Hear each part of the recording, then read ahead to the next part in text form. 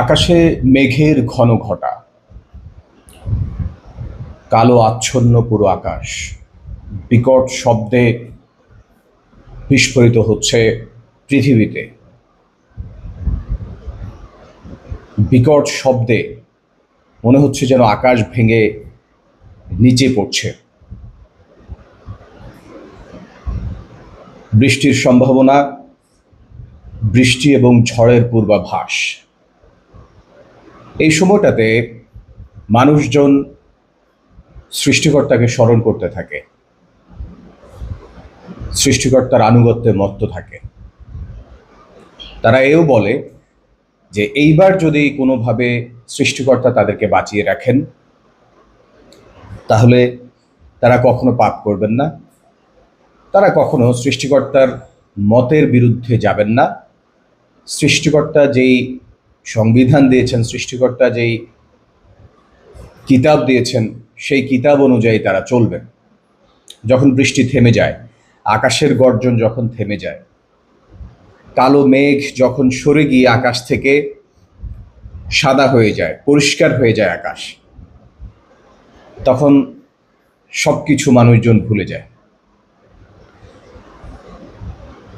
সৃষ্টিকর্তার প্রতি তাদের যে আনুগত্য ছিল, তাদের যে ভয় ছিল,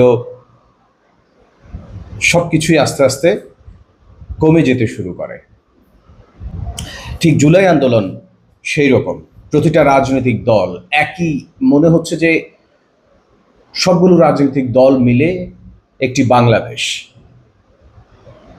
আমরা তো দেখেছি, তখন একেবারে সরাসরি ছিলাম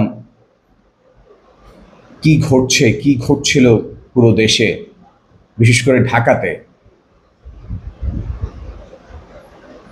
কেউ কেউ বলছিল যে ৭১ দেখিনি, কিন্তু ৭১-এ কি ঘটেছিল, ৭১-এ হয়তোবা অন্য দেশের সেনাবাহিনী, অন্য দেশের বাহিনী আমাদের দেশের নিরীহ মানুষকে মেরেছে, কিন্তু জুলাই আগস্ট আন্দোলনে নিজের দেশের মানুষের হাতেই নিজের দেশের মানুষকে খুন হতে হয়েছে।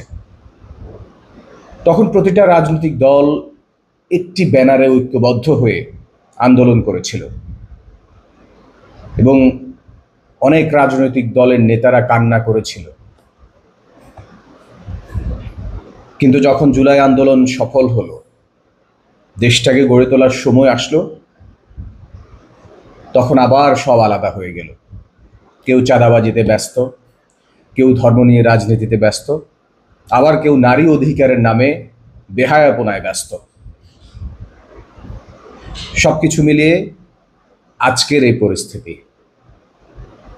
আমরা চাই একটি সুন্দর বাংলাদেশ গড়ে উঠুক, যেখানে প্রতিটা আলাদা আলাদা রাজনৈতিক দল থাকবে, কিন্তু সবার একটাই ডেস্টিনেশন থাকবে, সেটি হলো কিভাবে বাংলাদেশকে এগিয়ে নেওয়া যায়। সবাই ভালো থাকবেন।